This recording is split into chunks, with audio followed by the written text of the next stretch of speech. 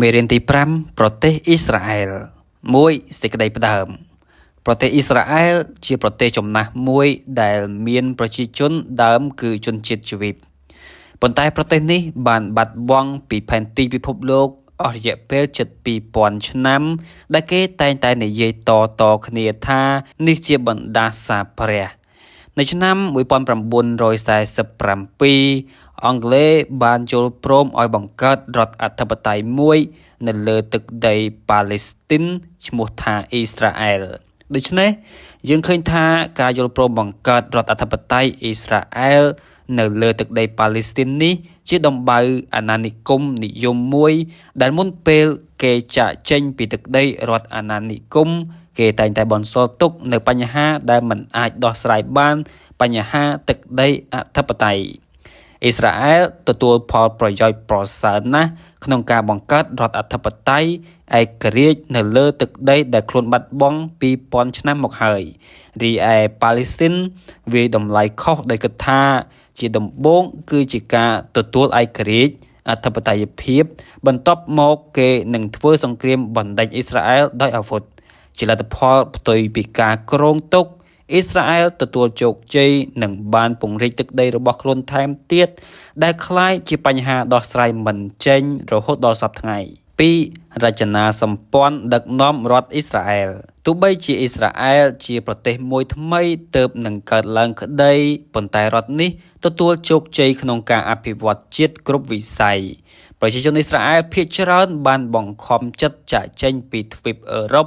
ដោយសារការសម្លាប់រង្គាលជនជាតិជ្វីបពីសំណាក់ពួកហ្វាស៊ីសអាល្លឺម៉ង់ក្នុងអំឡុងសង្គ្រាមលោកលើកទី2ពួកអន្តោប្រវេសន៍ជ្វីបនៅក្នុងទឹកដីប៉ាឡេស្ទីនមិនដែលទៅដល់តំបន់ដែលមានតែដីទទេស្អាតនោះទេគឺមានការអភិវឌ្ឍរួចទៅហើយជាដំបូងគេមានការជឿជាក់ថាជនជាតិទាំងពីរអាចរស់នៅជាមួយគ្នាបានប៉ុន្តែក្រោយមកបញ្ហាទំនាស់កើតឡើងដោយការដណ្ដើមគ្នាធ្វើជាម្ចាស់គ្រប់គ្រងរៀងៗខ្លួនពួកអារ៉ាប់ត្រូវបានគេបាញ់ជ្រៀតខ្ទាតទៅលើទឹកដីគ្មានជីជាតិដែលនាំឲ្យកើតមានឡើងនូវការស្អប់ខ្ពើមរើសអើងយ៉ាងខ្លាំងទៅលើប្រជាជនចំណូលថ្មីដែលធ្វើអន្តោប្រវេសន៍ពីគ្រប់ច្រកល្ហកនៃពិភពលោកជនជាតិជ្វីបភាគច្រើនបានប្រកាសថាគេមានសិទ្ធិរស់នៅលើទឹកដីនេះពីព្រោះទីនេះជាមរតកនៃអាណាចក្ររបស់ស្ដេចខ្លួនឈ្មោះដេវីតមានរាជធានីយេរូសាឡឹមដែលកើតឡើងរាប់ពាន់ឆ្នាំមុនគ្រិស្តសករាជពួកជ្វីបបានបាត់បង់រដ្ឋរបស់ខ្លួនក្រោយមកពួករ៉ូមបានចូលកាន់កាប់តំបន់នោះ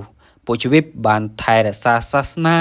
វប្បធម៌និងជំនឿរបស់ខ្លួនដោយសង្ឃឹមថាថ្ងៃណាមួយគេនឹងទទួលបានទឹកដីមាតុភូមិព្រះជាម្ចាស់របស់គេមកវិញសប្តាហ៍ថ្ងៃនេះមេដឹកនាំអ៊ីស្រាអែលជាជនភៀសខ្លួនចេញពីតំបន់អឺរ៉ុបកណ្ដាលនិងអឺរ៉ុបខាងកើតប្រធានាធិបតីទី1របស់អ៊ីស្រាអែលគឺលោកហាអ៊ីមវ៉ៃស្ម៉ាន់និងនាយករដ្ឋមន្ត្រីទី1លោកដេវីតបេនហ្គូរ៉ូនជាអ្នកដឹកនាំនយោបាយដ៏ចំណានគ្រប់គ្រងរដ្ឋថ្មីនេះរហូតដល់ឆ្នាំ1973អ្នកស្រី Golda Meir នាយករដ្ឋមន្ត្រីទី1មានដើមកំណើតនៅទីក្រុងគៀវប្រទេសអ៊ុយក្រែន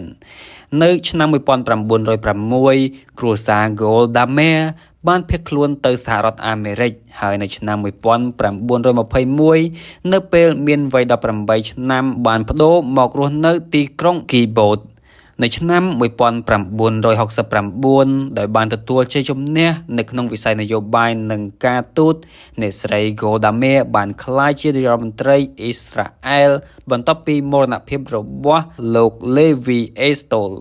ប្រជាជនអ៊ីស្រាអែលទាំងអស់រាប់បញ្ចូលទាំងនៅលើទឹកដីដែលដណ្ដើមបាននៅក្នុងសង្គ្រាមឆ្នាំ1960បានកើនឡើង6ដងពី750,000នៅឆ្នាំ1948ដល់2,800,000នាក់ក្នុងឆ្នាំ1968និងកើនឡើងដល់4,300,000នាក់នៅចុងទសវត្សរ៍ឆ្នាំ80នៅក្នុងឆ្នាំ1949មានអារ៉ាប់ប៉ាឡេស្ទីន600,000នាក់បានភៀសខ្លួនទៅរស់នៅក្នុងជំរំជនភៀសខ្លួនក្នុងប្រទេសអារ៉ាប់ ចិត្តខាងខ្លួននិងមានអារ៉ាប់ចំនួន 150,000 នាក់បន្តការរស់នៅក្នុងប្រទេសអ៊ីស្រាអែលនៅឆ្នាំ 1987 ចំនួនពួកនេះបានកើនឡើងដល់ 650,000 នាក់ដែលមាន 2/3 ក្នុងចំណោមនេះកាន់សាសនាអ៊ីស្លាមនិង1/3 កាន់សាសនាគ្រិស្តបញ្ហាចោទនៅចំពោះមុខរដ្ឋាភិបាលអ៊ីស្រាអែលគឺការទទួលយកជនភៀសខ្លួនរាប់សែននាក់អ៊ីស្រាអែលបើកទ្វារចំហសម្រាប់ជនជាតិជីវិតនៅលើពិភពលោកទាំងអស់ដែលមានបំណងចង់រស់នៅទីនេះប្រទេសអ៊ីស្រាអែលមានចំណោទបញ្ហាទៅលើថវិកាជាតិយ៉ាងខ្លាំង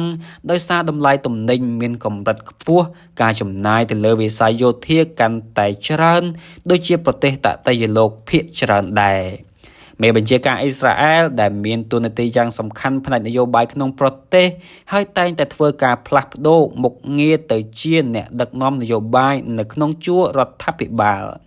ក្លែងស្រាកម៉ូសេដាយ៉ានគឺជាមេដឹកនាំម្នាក់អនុវត្តយុទ្ធសាស្ត្របែបនេះចាប់តាំងពីថ្ងៃបង្កើតអ៊ីស្រាអែលរហូតដល់ការផ្ទុះសង្គ្រាមនៅអ៊ីយ៉ូមគីពូនៅឆ្នាំ 1973 ឧត្តមសេនីយ៍អ៊ីតសារ៉ាប៊ីនជាអគ្គមេបញ្ជាការយោធាអ៊ីស្រាអែលនៅក្នុងពេលសង្គ្រាម6ថ្ងៃនៅឆ្នាំ 1967 ក្រោយមកលោកចូលកាន់តំណែងជានាយករដ្ឋមន្ត្រីបន្ទាប់ពីលោកស្រី Golda Meir 3. សង្គ្រាមអ៊ីស្រាអែលនិងប្រទេសអារ៉ាប់សង្គ្រាម6ថ្ងៃ 3.1 មូលហេតុនៃសង្គ្រាមនិងសម្ព័ន្ធភាពភាគីនៃសង្គ្រាមនៅឆ្នាំ 1956 ក្រោយបញ្ចប់សង្គ្រាមនៅតំបន់ព្រែកជីកស៊ុយអែរអ៊ីស្រាអែលបានស្ថិតក្នុងស្ថានភាពទសវត្សរ៍សម្រាកពីការធ្វើសង្គ្រាមតាមជំហរលោកណាសេរនិងលោកហ៊ូសេនគ្មានបំណងចង់ធ្វើសង្គ្រាមជាមួយអ៊ីស្រាអែលទៀតទេសម្រាប់ផលប្រយោជន៍ប៉ាឡេស្ទីនប៉ុន្តែនៅពេលដែលណាសេរបានបង្ហាញខ្លួននៅក្នុងតួនាទីជាមេដឹកនាំពិភពអារ៉ាប់និងការប្រឹងប្រែងផ្សព្វផ្សាយនយោបាយមនោគមវិជ្ជាបានប៉ះពាល់ដល់រាជាណាចក្រហ្សកដានីនិងអារ៉ាប៊ីសាអូឌីតពួកគេធ្វើការប្រឆាំងយ៉ាងខ្លាំងដូច្នេះណាសេរខិតខំពង្រឹងគោលជំហរប្រឆាំងនឹងសត្រូវរួមគឺអ៊ីស្រាអែលដើម្បីទាញចំណាប់អារម្មណ៍ពីពិភពអារ៉ាប់នៅថ្ងៃទី 26 ខែកក្កដាឆ្នាំ 1959 ណាសេរបានធ្វើសន្ទរកថានៅក្នុងទីក្រុងអាឡិចសង់ទ្រីក្នុងខ្លឹមសារថាក្នុងនាមជាប្រជាពលរដ្ឋសាធារណរដ្ឋអារ៉ាប់រួមខ្ញុំសូមធ្វើសេចក្តីថ្លែងការណ៍ជាឱឡារិកថានៅពេលនេះយើងនឹងកំទេចអ៊ីស្រាអែលនៅថ្ងៃទី 27 ខែឧសភាឆ្នាំ 1967 រយៈពេល 9 ទៅ 10 ថ្ងៃសង្គ្រាម 6 ថ្ងៃផ្ទុះឡើងណាសេរបានថ្លែងសន្ទរកថាបែបនេះជាថ្មីម្ដងទៀតនៅថ្ងៃទី 30 ខែឧសភាឆ្នាំ 1967 ប្រធានាធិបតីអ៊ីរ៉ាក់បានធ្វើសេចក្តីថ្លែងការណ៍ប្រកបដោយភាពជ្រុលនិយមថាការចាប់បដិសន្ធិរដ្ឋអ៊ីស្រាអែលគឺជាកំហុសមួយដែលត្រូវការកែជាដាច់ខាតឥឡូវនេះយើងមានលទ្ធភាពដុសខាត់ភាពថោកទាបឲ្យអស់ដែលស្ថិតលើស្មារបស់យើងពីឆ្នាំ 1948 មកយើងមានទិសដៅយ៉ាងច្បាស់លាស់គឺឈូសអ៊ីស្រាអែលចេញពីផែនទីតំបន់មជ្ឈិមបូព៌ាសន្ទរកថាបែបនេះបានធ្វើឲ្យមតិសាធារណៈរំជើបរំជួលយ៉ាងខ្លាំងប៉ុន្តែអ៊ីស្រាអែលមើលឃើញយ៉ាងច្បាស់អំពីបញ្ហារបស់ខ្លួនទីមួយបើពួកគេទន់ខ្សោយនោះគេនឹងជួបប្រទះភាពរង្គោះរង្គើនិងការគំរាមកំហែងសាជាតិថ្មីទី2ប្រទេសអារ៉ាប់មិនចង់បានសន្តិភាពនិងមិនទទួលស្គាល់សិទ្ធិអ៊ីស្រាអែលក្នុងតំបន់មជ្ឈិមបូព៌ាទេនៅក្នុងការឆ្លើយតបទៅនឹងបំណងរបស់ពួកអារ៉ាប់មេដឹកនាំអ៊ីស្រាអែលបានបំពាក់អាវុធប្រជាជនគ្រប់រូបយោងតាមច្បាប់កាតព្វកិច្ចយោធាប្រជាជនអ៊ីស្រាអែលទាំងបុរសទាំងស្ត្រីត្រូវចូលបម្រើកងទ័ពពី2ឆ្នាំទៅ3ឆ្នាំក្រោយបញ្ចប់សង្គ្រាមពួកគេត្រូវស្ថិតនៅជាទ័ពបម្រុងបុរសរហូតដល់វ័យ49ឆ្នាំប្រទេសអ៊ីស្រាអែលមានទាហានជាអចិន្ត្រៃយ៍ 80,000 នាក់ហើយក្នុងខណៈពេលមានអាសន្នចំនួននេះកើនឡើងរហូតដល់ទៅ 300,000 នាក់កងទ័ពជើងគោកជើងអាកាសនិងជើងទឹកស្ថិតក្នុងស្ថានភាពប្រុងប្រយ័ត្នជានិច្ច នៅឆ្នាំ1966ត្រូវពួកជ្រុលនិយមដណ្ដើមយកបានអំណាចដឹកនាំប្រទេសសេរីពួកគេបានប្រឹងប្រែងបង្កើតចលនាតស៊ូដើម្បីរំដោះប៉ាឡេស្ទីនក្រោយពីបានអំណាចពួកគេបានបង្កហេតុនៅតាមតំបន់ជាប់នឹងព្រំដែនអ៊ីស្រាអែលព្រមទាំងផ្ដល់សភាវុធទៅឲ្យកងកម្លាំងជីវពលប៉ាឡេស្ទីននៅឆ្នាំ1966-1967កងកម្លាំងជីវពលប៉ាឡេស្ទីនបានធ្វើការវាយឆ្មក់ទៅលើអ៊ីស្រាអែលដោយបានធ្វើវិឆេទកម្មដាក់គ្រាប់បែកជាច្រើនកន្លែងអ៊ីស្រាអែលបានឆ្លើយតបដោយការវាយលុកទៅលើជំរំពួកប៉ាឡេស្ទីនបញ្ហាបានរីករាលដាលដល់ប្រទេសអារ៉ាប់ផ្សេងទៀតមានសូដានីសេរីនិងអេស៊ីបនៅថ្ងៃទី22ខែឧសភា NASA បានសម្រេចចិត្តបិទច្រកចូលទៅឈូងសមុទ្រអាកាបារបស់កងនាវាចរអ៊ីស្រាអែលក្រុងវ៉ាស៊ីនតោនបានប្រឹងប្រែងរកដំណោះស្រាយប៉ុន្តែយឺតពេលបន្តិចព្រោះអ៊ីស្រាអែលបានត្រៀមខ្លួនប្រយុទ្ធជាស្រេចនៅថ្ងៃទី1ខែមិថុនាឆ្នាំ1967នាយករដ្ឋមន្ត្រី Levi Eshkol បានតែងតាំងឧត្តមសេនីយ៍ Moshe Dayan ជារដ្ឋមន្ត្រីក្រសួងការពារជាតិឋានៈជាអគ្គសេនាធិការឧត្តមសេនីយ៍ Moshe Dayan មានគោលជំហររឹងមាំការការពារប្រកបដោយសន្តិភាពគឺការវាយលុកឲ្យបានមុននៅថ្ងៃទី4ខែមិថុនាអ៊ីរ៉ាក់បានប្រកាសភ្ជាប់ខ្លួនទៅនឹងសម្ព័ន្ធភាពហ្សូដានីនិងអេស៊ីប 3.2 ដំណើរការនៃសង្គ្រាមនៅថ្ងៃទី5ខែមិថុនាឆ្នាំ1967អ៊ីស្រាអែលបានចាប់ផ្ដើមបើកឆាកសង្គ្រាម6ថ្ងៃក្នុងរយៈពេល24ម៉ោងប៉ុណ្ណោះកងទ័ពអ៊ីស្រាអែលបានវាយកំទេចទ័ពអាកាសអេស៊ីបនិងសម្ព័ន្ធមិត្តឲ្យបរាជ័យទាំងស្រុងសង្គ្រាមមានរយៈពេលតែ6ថ្ងៃត្រូវបានបញ្ចប់កងទ័ពអ៊ីស្រាអែលបានចូលកាន់តំបន់ព្រែកជីកស៊ុយអែឧបទ្វីបស៊ីណាអ៊ីតំបន់វេស្តបេងនិងផ្នែកខ្លះនៃទឹកដីហ្គូឡង់របស់សេរីរួមទាំងតំបន់កាសាការទទួលជ័យជំនះរបស់អ៊ីស្រាអែលនៅឆ្នាំ1967បានបង្កើតបញ្ហាដល់តំបន់មជ្ឈិមបូព៌ាដែលមិនទាន់បានដោះស្រាយរហូតដល់ពេលបច្ចុប្បន្ន 3.3 ផលវិបាកនៃសង្គ្រាមស្ដេចហូសេននៃប្រទេសយ៉ូដានីសម្រេចចិត្តចូលប្រយុទ្ធនឹងភាគីអេស៊ីបដោយចង់បានទឹកដីត្រើយខាងលិចទន្លេហ្សូដង់ដែលប្រទេសអ៊ីស្រាអែលបានចូលឈ្លានពានយកតាំងពីឆ្នាំ1948-1949ទឹកដីនេះពីមុនជាទឹកដីអាណានិគមអង់គ្លេសស្ថិតក្រោមការគ្រប់គ្រងរបស់ប៉ាឡេស្ទីន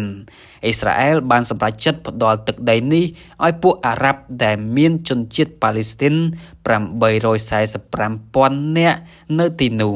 នៅអំឡុងពេលហ្សូដានីគ្រប់គ្រងអារ៉ាប់ប៉ាឡេស្ទីនមានលក្ខណៈប្រហាក់ប្រហែលនឹងអារ៉ាប់សូដានីប៉ុន្តែក្រោយពីការគ្រប់គ្រងដោយអ៊ីស្រាអែលពួកគេចង់បានឯករាជ្យហើយបានព្យាយាមទាមទារបង្កើតរដ្ឋមួយដោយឡែកពីអ៊ីស្រាអែ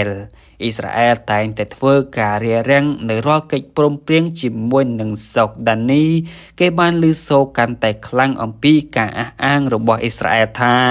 ទឹកដីខាងលិចទន្លេហ្សូដង់តំបន់កាសានិងភូមិភាគខាងកើតសេរុយសាឡឹមជាទឹកដីរបស់ខ្លួនតាំងពីប្រវត្តិសាស្ត្រយូរលង់ណាស់មកហើយ4សន្និដ្ឋានទោះបីទស្សនៈពីរដែលខុសគ្នារបស់អារ៉ាប់និងអ៊ីស្រាអែលយ៉ាងណាក្តីដំណោះស្រាយរបស់អង្គការសហប្រជាជាតិលេខ242អនុម័តដោយក្រុមប្រឹក្សាសន្តិសុខនាថ្ងៃទី22ខែវិច្ឆិកាឆ្នាំ1967បានដាក់ចុះជាមូលដ្ឋានធ្វើការចរចាដើម្បីសន្តិភាពសេចក្តីសម្រេចចិត្តនេះធានាដល់អ៊ីស្រាអែលនៅសន្តិសុខព្រំប្រទល់ទាមទារឲ្យដកទ័ពចេញពីតំបន់វាយកាន់កាប់និងគូសបញ្ជាក់កត្តាចាំបាច់នៅសេចក្តីសម្រេចចិត្តបញ្ហាជនភៀសខ្លួនប៉ាឡេស្ទីនប៉ុន្តែដំណោះស្រាយនេះពុំបានដោះស្រាយបញ្ហាទាំងអស់ជាក់លាក់នោះទេតាំងពីខែកញ្ញាឆ្នាំ1967គេបានសម្ដែងឡើងនៅក្នុងសន្និសីទមេដឹកនាំប្រទេសអារ៉ាប់នៅទីក្រុងខាទូម NASA បានទាមទារឲ្យអ៊ីស្រាអែលដកកងទ័ពចេញពីទឹកដីឈ្លានពានទាំងស្រុងហើយមិនអនុញ្ញាតឲ្យមានការចរចាអ្វីទាំងអស់ស្ដីអំពីសន្តិភាពជាមួយនឹងអ៊ីស្រាអែលក្នុងខណៈអ៊ីស្រាអែលពុំទាន់ទទួលស្គាល់សិទ្ធិរបស់ប៉ាឡេស្ទីនក្នុងការរស់នៅលើទឹកដីប្រទេសរបស់ខ្លួនផ្ទាល់ឥរិយាបថបែបនេះរបស់មេដឹកនាំប្រទេសអារ៉ាប់ពិសេសអេស៊ីបបានប្រកាន់យករហូតដល់ឆ្នាំ1977 អ៊ីស្រាអែលមិនចង់ប្រគល់ទឹកដីដែលខ្លួនវាដណ្ដើមបានដោយគ្មានថ្នូរអ្វីនោះឡើយនៅក្នុងដំណោះស្រាយលេខ242មិនគ្រាន់តែធានាដល់សន្តិសុខព្រំប្រទល់អ៊ីស្រាអែលនិងការដកទ័ពចេញពីតំបន់ទាំងនោះប៉ុណ្ណោះទេថែមទាំងធ្វើការចរចាជាមួយពួកអារ៉ាប់ដោយបញ្ជាក់ពីទឹកដីតំបន់ណាដែលបន្សល់ទុកឲ្យអ៊ីស្រាអែលទៀតផង